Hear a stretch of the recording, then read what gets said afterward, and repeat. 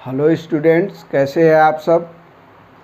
आज एक बार पुनः आप लोगों के सामने कक्षा 9 के पहले पाठ के हमारे आसपास के पदार्थ के इन टॉपिक्स को लेकर के उपस्थित हुआ हूं।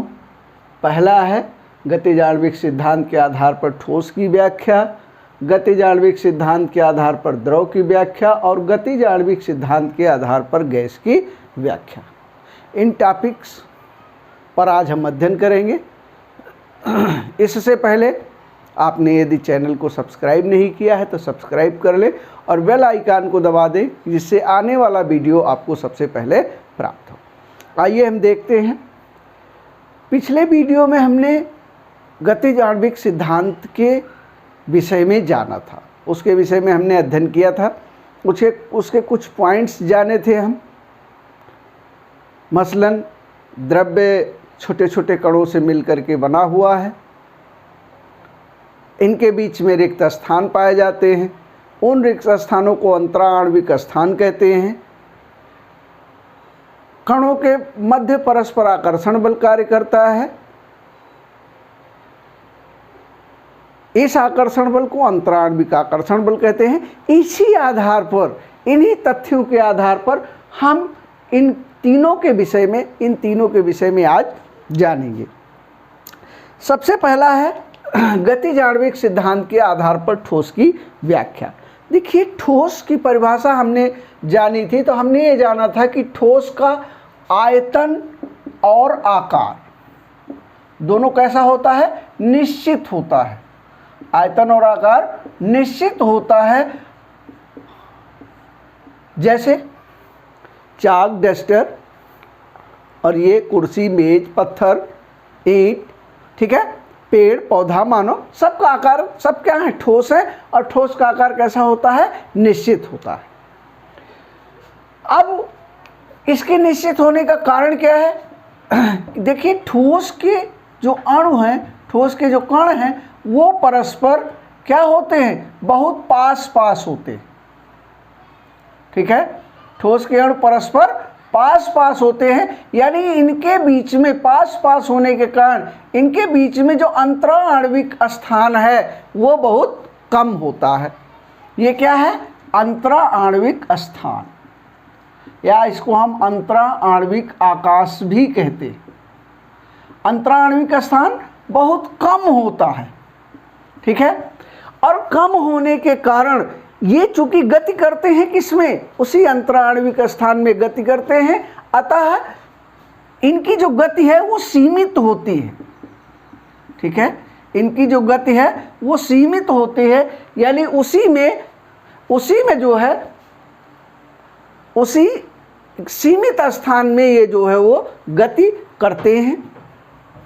अब जब गति सीमित होगी तो गतिज ऊर्जा भी, गति की स्वतंत्रता कम होगी। गति सीमित होगी तो गति की स्वतंत्रता भी कम होगी, और जब गति की स्वतंत्रता कम होगी तो इनकी गतिज ऊर्जा जो है वो कम होगी, और गतिज ऊर्जा कम होगी तो स्थितिज ऊर्जा जो है वो अधिक होगी। स्थितिज ऊर्जा अधिक होगी, और स्थितिज ऊर्जा अधिक होने के कारण ये परस्पर जो है आपस में एक दूसरे से टाइटली बंधे होंगे, एक दूसरे से टाइट बंधे होंगे आपस में। ठीक है, और इस कारण से इनके जो आयतन और आकार हैं दोनों क्या होंगे, निश्चित होंगे। दूसरा आ जाता है गतिज आणविक सिद्धांत के आधार पर द्रव की व्याख्या। अब हम जानते हैं कि द्रव का आयतन तो निश्चित होता है, आयतन क्या होता है, निश्चित होता है, लेकिन आकार अनिश्चित होता है। आयतन निश्चित होता है और आकार अनिश्चित होता है। कोई भी द्रव हो उसका आकार आयतन निश्चित होता है और आकार अनिश्चित होता है। उसका क्या कारण है कि ये जो द्रव के अणु हैं, इनके बीच में जो ये अंतराण्विक आकाश है या अंतराण्विक अवकाश है, अंतराण्विक स्थान है, ये ठोस की तुलना में बहुत अधिक होता है। ठीक है, ये जो अंतरा आणविक स्थान है ये देख रहे हैं, ये अधिक होता है। किसकी तुलना में? ठोस की तुलना में अधिक होता है, जिसके कारण ये इसमें रह करके गति करते हैं और इनकी गतिज ऊर्जा अधिक होती है। ठीक है, गतिज ऊर्जा अधिक होती है और गतिज ऊर्जा अधिक होगी तो स्थितिज ऊर्जा क्या होगी? कम हो जाएगी। स्थितिज ऊर्जा कम हो जाएगी, गतिज ऊर्जा अधिक होगी तो स्थितिज ऊर्जा जो है वो कम हो जाएगी। ठीक है, और गतिज ऊर्जा अधिक होने के कारण ये परस्पर क्या करते हैं? एक दूसरे के ऊपर फिसलते रहते हैं, फिसलते हैं और परस्पर संघात करते हैं। इसी फिसलने के गुण के कारण द्रव में बहने का गुण पाया जाता है। ठीक है, और इसकी बहने के गुण के कारण इसकी आकृति या इसका आकार जो है वो अनिश्चित होता है। ठीक है, इसका आकार अनिश्चित होता है। लेकिन यदि किसी बर्तन में द्रव भरा हुआ है तो दो बल कार्य करते हैं इसके ऊपर। एक तो इनके बीच परस्पर आकर्षण बल, ठीक है, और दूसरा पृथ्वी का गुरुत्वाकर्षण बल। पृथ्वी का गुरुत्वाकर्षण बल, ठीक है, दो बल कार्य करते हैं। इन दो बलों के कारण, ठीक है, इन दो बलों के कारण इनकी गतिज ऊर्जा इन दो बलों के कारण कम होती है, अतः ये अपना तल छोड़ नहीं सकते। ठीक है, और आगे की प्रक्रिया तल कब छोड़ते हैं उसको वाष्पन में बताया जाएगा। लेकिन इनकी गतिज ऊर्जा इतनी अधिक नहीं होती है कि जो परस्पर आकर्षण बल है और गुरुत्वाकर्षण बल है उससे अधिक हो जाए, अतः ये अपना तल छोड़ नहीं सकते हैं, परंतु जिस बर्तन में रखे जाते हैं उसी का आकार ग्रहण कर लेते हैं। ठीक है, नेक्स्ट आ जाता है गतिज आणविक सिद्धांत के आधार पर गैस की व्याख्या।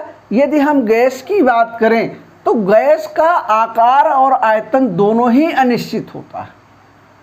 दोनों ही क्या होते हैं? अनिश्चित होते हैं। आयतन और आकार दोनों ही क्या होते हैं? अनिश्चित होते हैं। उसका कारण क्या है कि गैस के अणुओं के मध्य जो अंतरा आणविक स्थान है वो बहुत ही अधिक होता है। ठीक है, और बहुत अधिक होने के कारण इनके बीच में जो इनका आकर्षण बल है वो लगभग क्या होता है? नगण्य होता है। ठीक है, नगण्य का मतलब जिसकी गणना न की जा सकी, यानी नगण्य होता है। और इसी आकर्षण बल के नगण्य होने के कारण ये परस्पर आकर्षण से मुक्त होते। अधिक स्थान है, गति की स्वतंत्रता अधिक होगी। गति की स्वतंत्रता अधिक होगी तो अंतरा आणविक जो आकर्षण बल है उसका मान बहुत ही कम होगा। बहुत ही कम होने के कारण गतिज ऊर्जा बहुत अधिक होगी। गतिज ऊर्जा बहुत अधिक होगी और जिसके कारण स्थितिज ऊर्जा जो है वो बहुत ही कम हो जाएगी। ठीक है, स्थितिज ऊर्जा बहुत कम होगी। ठीक है, स्थितिज ऊर्जा बहुत कम हो जाएगी। गतिज ऊर्जा बहुत अधिक होगी लेकिन स्थितिज ऊर्जा अधिक हो जाएगी और ये परस्पर आकर्षण से क्या होंगे? मुक्त हो जाएंगे। और परस्पर आकर्षण से मुक्त होने के कारण ये अपना तल छोड़ सकते हैं क्योंकि इनके मध्य आकर्षण बल कार्य नहीं करेगा। ठीक है, इनमें भी बहने का गुण पाया जाता है। ठीक है, और गतिज ऊर्जा अधिक होने के कारण ये अपना तल भी छोड़ सकते हैं क्योंकि इनका जो परस्पर आकर्षण बल है शून्य होगा, नगण्य होगा। और पृथ्वी का गुरुत्वाकर्षण, पृथ्वी के गुरुत्वाकर्षण बल से इनकी गतिज ऊर्जा अधिक हो जाएगी और ये अपना तल छोड़ जाएंगे, अपना तल छोड़ करके उड़ सकते हैं। एक प्रयोग के अनुसार 18 ग्राम जल 22,400 ml होगा, 22,400 मिलीलीटर होगा। यानी 18 ग्राम जल की यदि वाष्प बनाई जाए तो उसको हम 22,400 ml के बर्तन में रख सकते हैं, जिसकी क्षमता कितनी हो? 22,400 मिलीलीटर। इस तरह से इस तरह से आज हमने इन टॉपिक्स के विषय में जाना। अगले टॉपिक्स के विषय में हम द्रव्य के अवस्था परिवर्तन के विषय में जानेंगे। द्रव्य के अवस्था परिवर्तन के विषय में जानेंगे। और द्रव्य के अवस्था परिवर्तन में क्या क्या आता है? गलन आता है, क्वथन आता है, हिमीकरण आता है, ये सारी अवस्थाएं आती हैं। इनके विषय में हम लोग अगले वीडियो में पढ़ेंगे। यदि वीडियो आपको अच्छा लगा हो तो अपने दोस्तों के बीच शेयर जरूर कीजिएगा। ठीक है, आपका बहुत बहुत धन्यवाद।